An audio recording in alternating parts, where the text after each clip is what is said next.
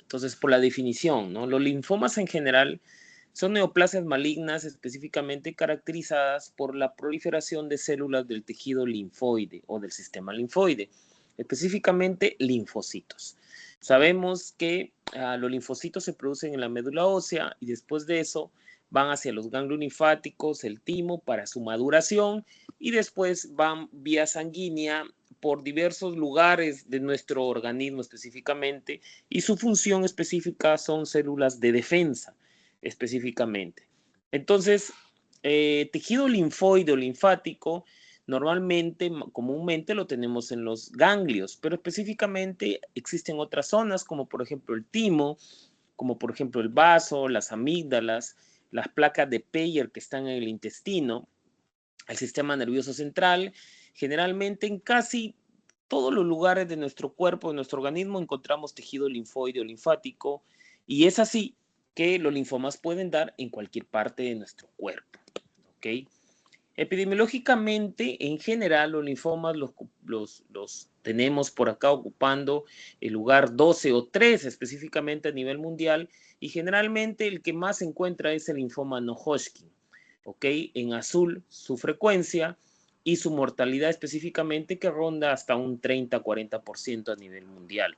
Separando las enfermedades, si hablamos del linfoma, del linfoma de Hodgkin, este es un linfoma que predomina más en Europa, seguido en Norteamérica, Oceanía y nosotros estamos por acá, Latinoamérica y el Caribe. Y como ven, su incidencia y su mortalidad es muy baja. ¿Ok? Miren su mortalidad. Incluso en nosotros en Latinoamérica y el Caribe, su mortalidad es baja. ¿Qué quiere decir esto? Que estas son neoplasias o neoplasias hematológicas que tienen buen pronóstico y son potencialmente curables. ¿Ok? Hay que tener en cuenta eso, ¿no? Este de acá es el linfoma no Hodgkin específicamente. Predomina más en Norteamérica, Oceanía, Europa. Nosotros Latinoamérica y el Caribe está por acá. Y lo que podemos ver que un poco la mortalidad es un poquito más. La mortalidad, el linfoma no Hodgkin es un poquito mayor en comparación a su primo hermano, que es la enfermedad de Hodgkin o linfoma de Hodgkin.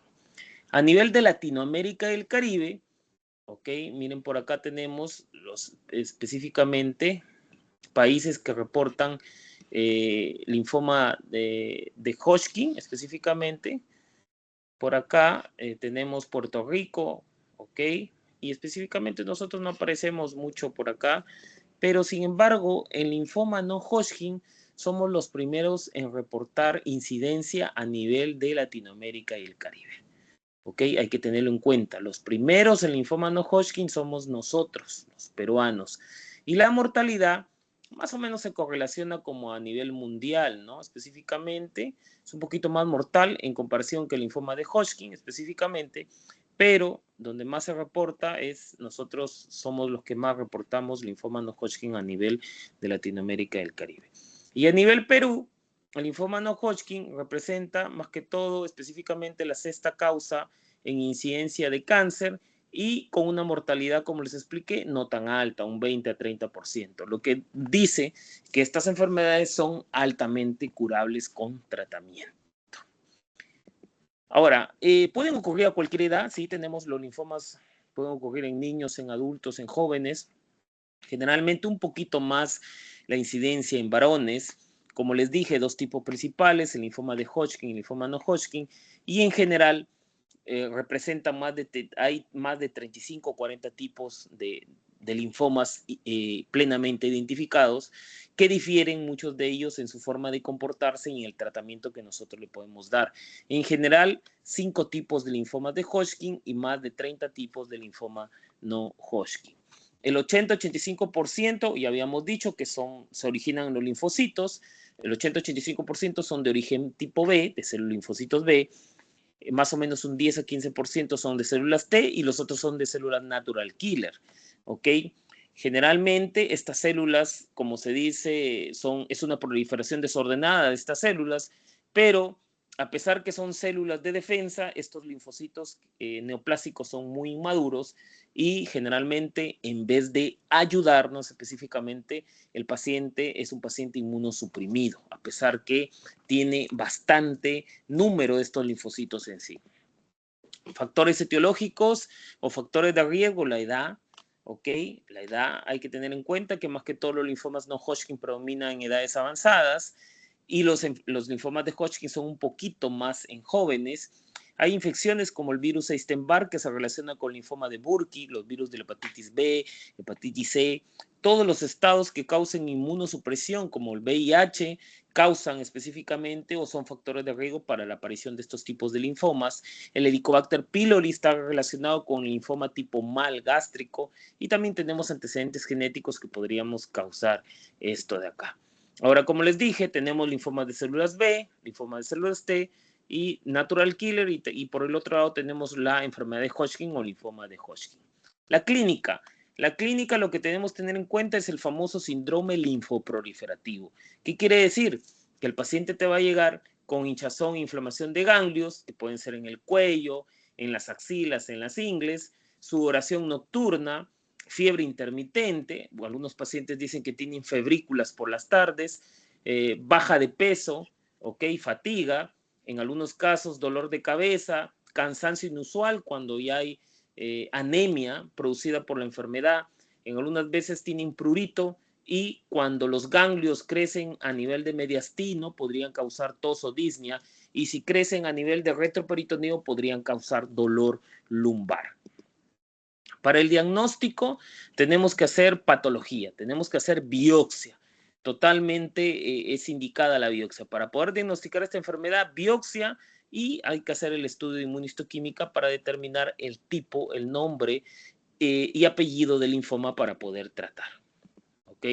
Y para el estadiaje, no utilizamos el TNM clásico, sino los linfomas tienen su clasificación especial que se llama el estadiaje Han-Harbour. Específicamente, el estadiaje va del estadio clínico 1 al 4. Estadio clínico 1 con afectación de un solo grupo ganglionar que podría estar arriba o podría estar abajo del diafragma. Estadio clínico 2, dos grupos ganglionares afectados que podrían estar arriba o podrían estar abajo del diafragma. Estadio clínico 3, ya hay grupos ganglionares afectados tanto arriba como abajo del diafragma. Y estadio clínico 4 cuando tiene compromiso de hígado, compromiso de médula ósea y todo lo demás. Para el tratamiento en general, algunos linfomas que son indolentes se observan, otros les damos quimioterapia, complementamos muchas veces con radioterapia y a la quimioterapia siempre lo asociamos con anticuerpos monoclonales para darle más potencia al tratamiento. El linfoma de Hodgkin es una enfermedad que lleva su nombre gracias al doctor Thomas Hodgkin, que fue quien la estudió. Él identificó la famosa célula de Reg-Stenberg o células en ojos de lechuza, ya en 1830 específicamente, ya él la descubrió. Estas células son patognomónicas de los linfomas de Hodgkin en sí. Y como les había dicho, el linfoma de Hodgkin son 5 tipos. Se divide en las formas clásicas y el predominio linfocítico nodular.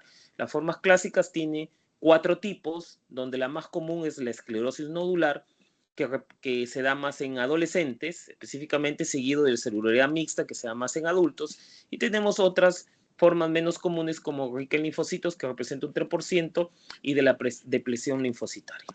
El linfoma de Hodgkin específicamente crece, generalmente se presenta como una adenopatía de crecimiento progresivo indoloro en el cuello, generalmente en el lado izquierdo aparece, y cuando ya tenemos adenopatía en el cuello, lo más probable que ya tengamos más a nivel de mediastino, o sea, que tengamos también ganglios mediastinales, ¿ok? Generalmente cervical izquierdo y cuando ya tenemos en el cuello, lo más probable que en el mediastino también tengamos enfermedad. El linfoma de Hodgkin casi no afecta otros órganos. Generalmente es una enfermedad que se limita muchas veces a los ganglios. Pero por ahí, cuando afecta a otros órganos, que es rara la oportunidad, el órgano que más afecta es el vaso específicamente. Para el diagnóstico, biopsia del ganglio, hacerle su patología y su inmunistoquímica. Para el estadiaje de la enfermedad, tomografías desde el cuello, cérvico, tórax, abdomen y pelvis. Como habíamos dicho que esta es una enfermedad que nace en la médula ósea, porque los linfocitos nacen en la médula ósea, hay que hacerle biopsia de hueso para ver que la médula ósea no esté comprometida por la enfermedad, ¿ok? Y el tratamiento específicamente es quimioterapia. Todo es quimioterapia y prácticamente utilizamos mucho el esquema ABVD, que específicamente, que hasta ahorita lo utilizamos para tratar los linfomas de Hodgkin. Hablando del linfoma no Hodgkin, el linfoma no Hodgkin es una enfermedad más heterogénea. Habíamos dicho que son más de 30 tipos. El 80%, 88% son de células B, y generalmente de los linfomas de células B, el más común es el de linfoma de células grandes B difuso, seguido del linfoma folicular. Los de células T representan un 12%, donde el más común es el de células T periféricas NOS específicamente, y la clínica es la misma específicamente, pero estos linfomas de no Hodgkin son un poco más agresivos, más rápido su compromiso clínico. Para el diagnóstico, biopsia e inmunistoquímica, igualito para el estadiaje, las tomografías cérvico, tórax, abdomen y pelvis, ok, biopsia de médula ósea, y el tratamiento de estos linfomas cambia. El más común de todos, los de células B, se tratan con la quimioterapia CHOP asociado al anticuerpo monoclonal rituximab. Y esto más o menos es la clase de linfomas. Y ahorita la otra clase que es igual de corta, que es la clase de cáncer infantil.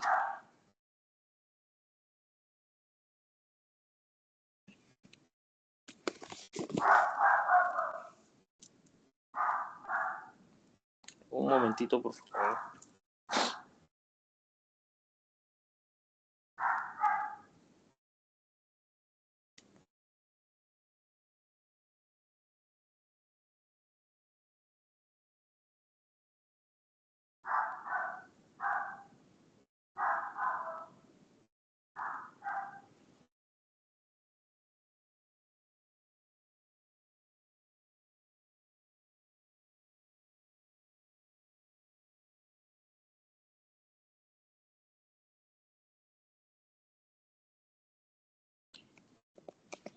Entonces, para hablar de cáncer infantil, debemos tener en cuenta que en muchos países es la segunda causa de mortalidad en niños específicamente.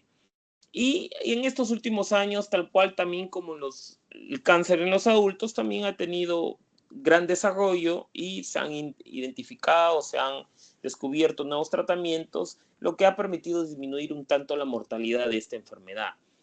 Igualito para tratar el cáncer infantil utilizamos la radioterapia, la cirugía y la medicina oncológica, o en este caso la pediatría oncológica, ¿ok? Y lo que debemos tener en cuenta que el niño es totalmente distinto al adulto y que no es que el niño sea un adulto pequeño, ¿no? Entonces tiene otras particularidades en sí, y esta enfermedad prácticamente es territorio de abordaje o de tratamiento del oncólogo pediatra. Y por ahí el hematólogo pediatra también cumple una función para el tratamiento de las neoplasias hematológicas en niños. Pero en general, los que tratan y ven todo tipo de cáncer en niños son los pediatras, que se subespecializan en oncología 2 años más. Entonces, oncólogos pediatras son los que tratan esta enfermedad. Lo interesante del cáncer infantil, que no tenemos identificados las causas en sí, y que normalmente no existen factores de riesgo asociados, por lo que es muy importante, ya que no se puede prevenir, es muy importante diagnosticarlo tempranamente. Identificar los signos y síntomas tempranos de esta enfermedad es la clave para poder salvar a esta población. Entonces, si vemos a nivel mundial, de 0 a 20 años, cuáles son los cánceres más frecuentes, las leucemias, tanto en incidencia como mortalidad, son las más frecuentes enfermedades oncológicas en este grupo etario. Seguido de los tumores cerebrales y seguido después de los linfomas, específicamente el linfoma no Hodgkin. A nivel regiones, específicamente tenemos que Asia, sudeste asiático, sudeste central asiático es donde más hay cáncer infantil. Y hablando de Latinoamérica y el Caribe específicamente, la leucemia sigue siendo el cáncer infantil más frecuente, con una mortalidad cercana al 40%, seguido de los tumores testiculares, los tumores cerebrales y los linfomas no Hodgkin. Entonces, a nivel de Latinoamérica y el Caribe, Perú ocupa el segundo lugar en reportar cáncer infantil, específicamente con una mortalidad cercana en general al 20-30% de lo que se diagnostica en sí.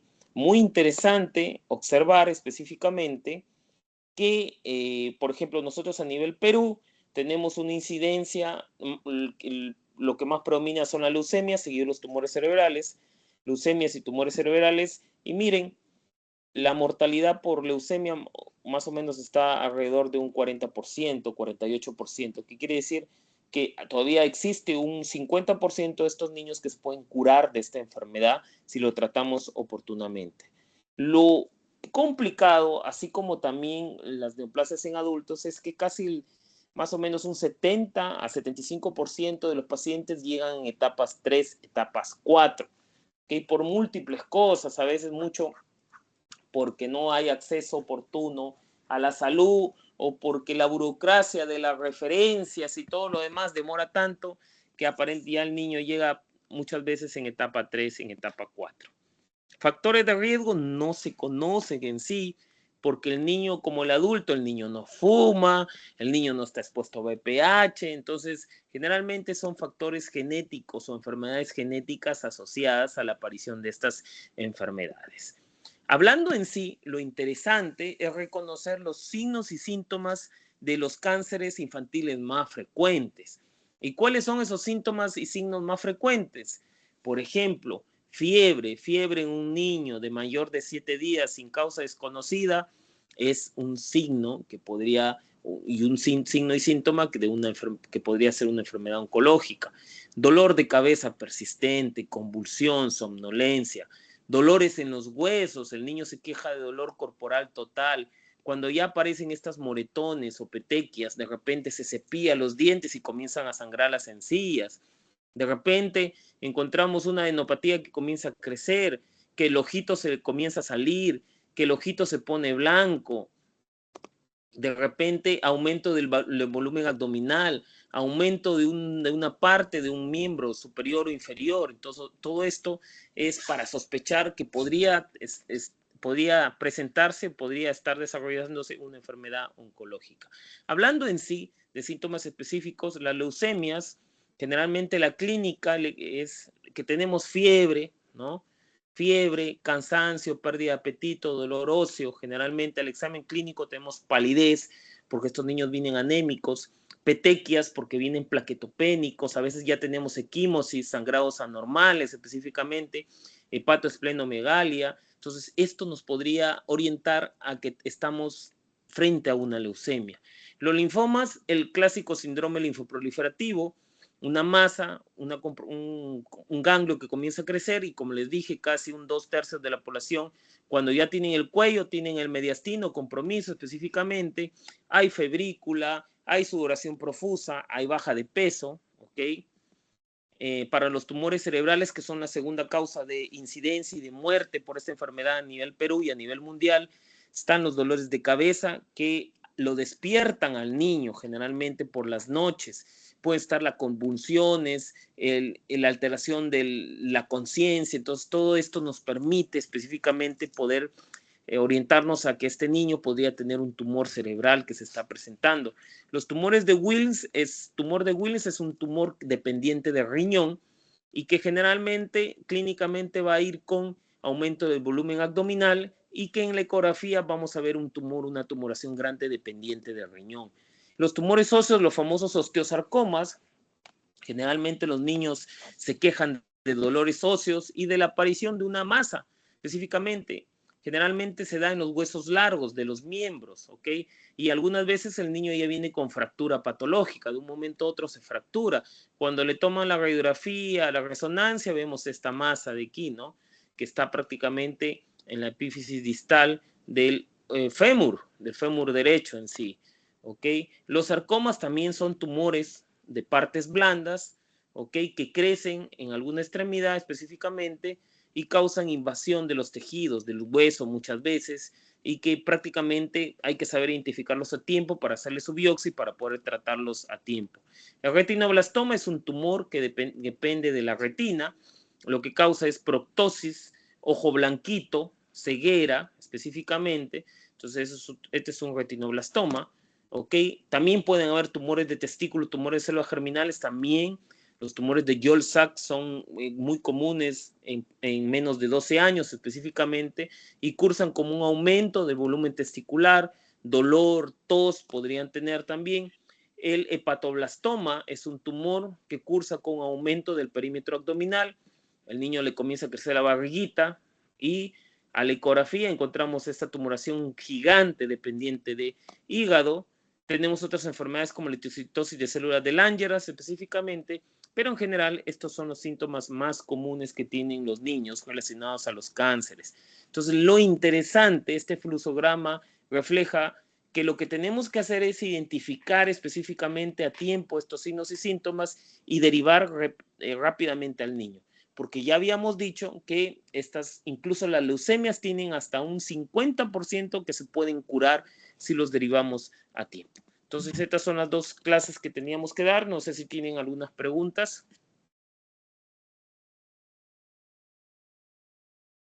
¿Preguntas?